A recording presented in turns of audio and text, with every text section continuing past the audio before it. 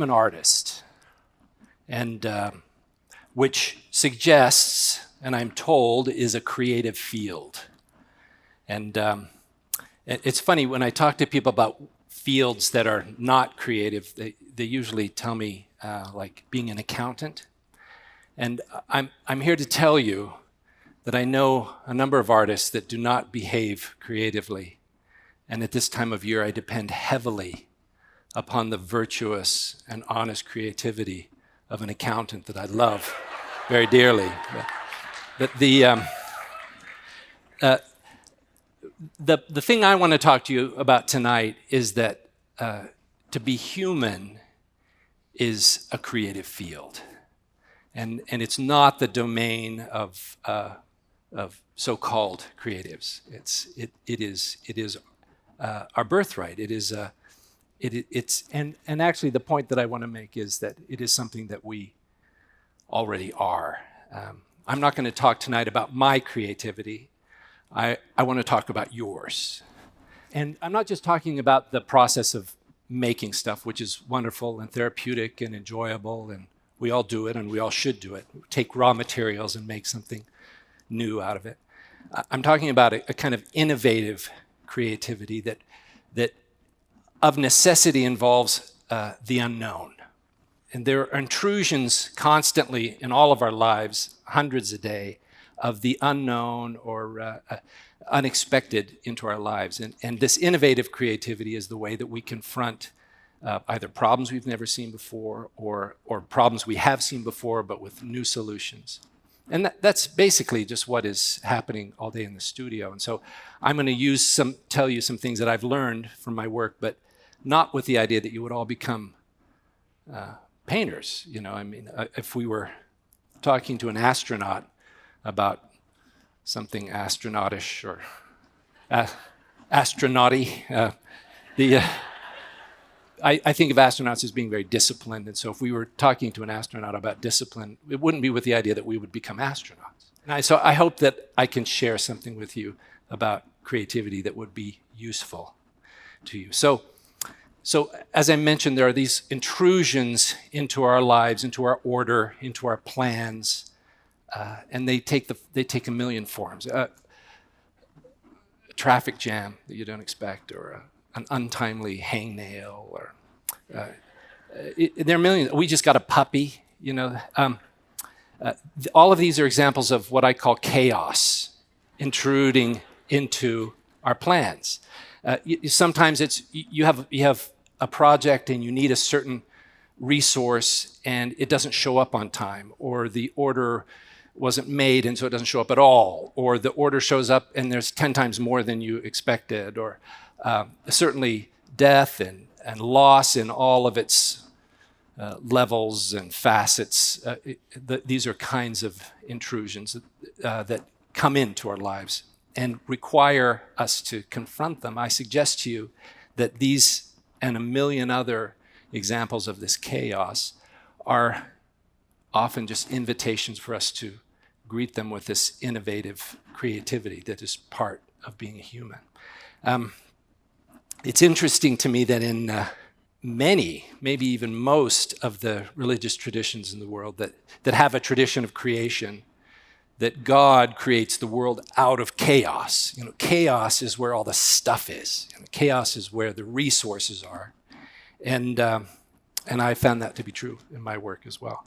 So I want to talk to you about two habits or practices that have been very useful to me in embracing chaos, in harvesting from chaos, which I believe it's already happening for most of us. But there's a couple of practices that I want you to consider.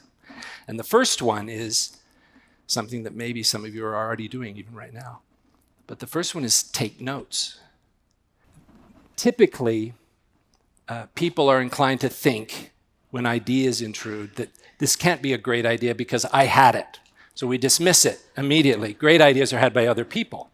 And you feel like you're aware of these people who have great ideas and you're not one of them.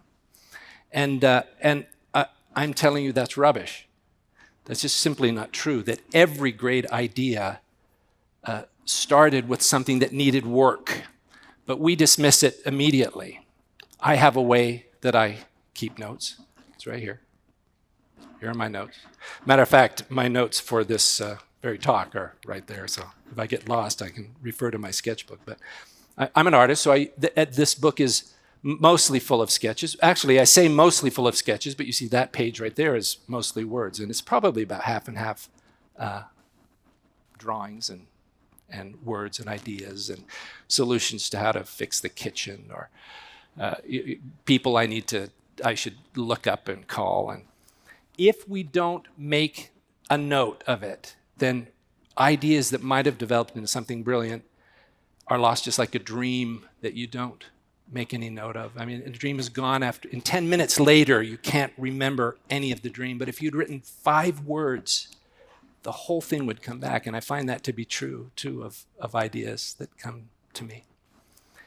Another important practice is, I mean, we do write things down, but it's not just write them on stick-em notes and put them under the sofa. Or, it's good that they be in a place. So if all you can remember is, I had a good idea yesterday or last week or last month, you have an idea of where to go and look for it.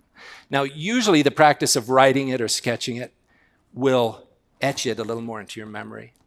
And so you might not even have to go refer to it. But if you don't make a note, it'll be gone. Most of them will be gone. So the second practice or habit is kind of my superpower. Okay, my superpower used to be eating bacon, but I've had to just let other people carry that baton. I still participate, but only as a mentor. That isn't the practice that I'm recommending to you for creativity, although I highly recommend eating bacon. The other practice that is my current superpower is make mistakes. And I tell you, I excel at it. There is a tendency to think of mistakes as kind of mortifications, to avoid the making of mistakes. And I suggest to you that it's vital, that it's critical to be willing to make mistakes. There are a couple of experiences. One is that as an undergraduate, I went on a study abroad to London, and I did some research at the British Museum on drawings of various artists that I love. And so I remember the first day I was there, they brought me a box of Degas drawings. And, he's a brilliant draftsman. You've seen his drawings. You look at a book of 150 of Degas' drawings, and I tell you, they edited that book down from thousands of drawings. And what was so validating and delightful and instructive to me was to look at a box that had lots of bad Degas drawings in it. And I would even recognize figures, clunky, unrealized figures that would later develop into paintings that I know and love. And I realized that, it wasn't golden every time he pulled out his pencil. Just like it's not for me, just like it's not for you. And if the ideas are not recorded, or if they are recorded and we're not willing to stumble a bit as we try to realize them, then we exclude ourselves from a very, very important process that Degas was involved in too. Another experience that I had of making a mistake, a fairly terrifying and mortifying mistake, was when I left my undergraduate program and went to got my master's at the University of Texas. And BYU had been very supportive, and I had lots of friends, and it was a very nurturing environment. And I went to the University of Texas to a graduate program, and it was not those things. And so I remember as I arrived there, I was disoriented. It took me a while to find my group of friends, and it was a very difficult time. And I went to a show in Houston that had works by Marino Morani, an Italian sculptor. And he was dealing with pilgrimage. When I saw that, I thought, I am a pilgrim. I've left my known world. I've gone out into the danger for this higher purpose. And so I wanted to deal with pilgrimage. So I went to my studio And I knew there was something in that idea. So I did a painting, and I'll just describe it to you. I don't have a slide of it, but this pilgrim was reclining. He was laying down, wrapped in a overcoat, his legs sticking out of the overcoat over there. He was next to a fire that was burning out, and he was next to a horse that was grazing, and it was at night. And you could tell he was a pilgrim because across the top of the painting it said, "Pilgrim." And I knew there was something in the idea there, but I also knew this was not a good painting.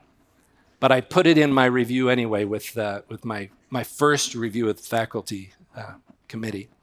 And I remember Richard Thompson, a faculty member, walked up to that painting. The first thing said at that critique, he walked up to that painting, he looked at it, and he said, "This is a dumb painting." And got things off to a great start.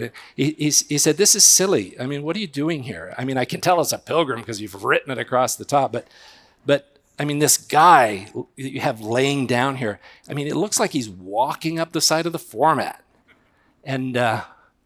And through my mortification and my terror, I realized that Richard Thompson had solved the problem for me. And so immediately after the critique, I took the painting back to my studio. I painted everything out except for that figure.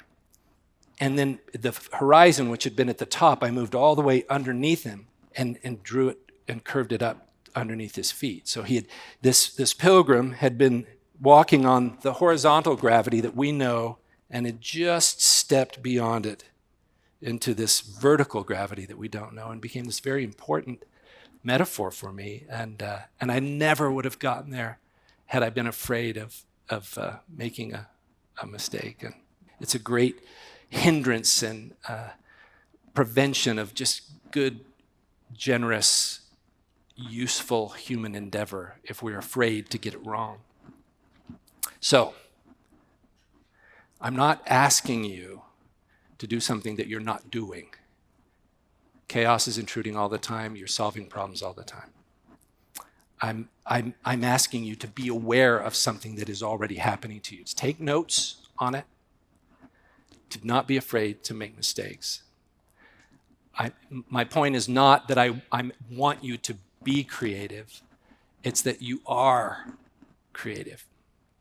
Thank you very much.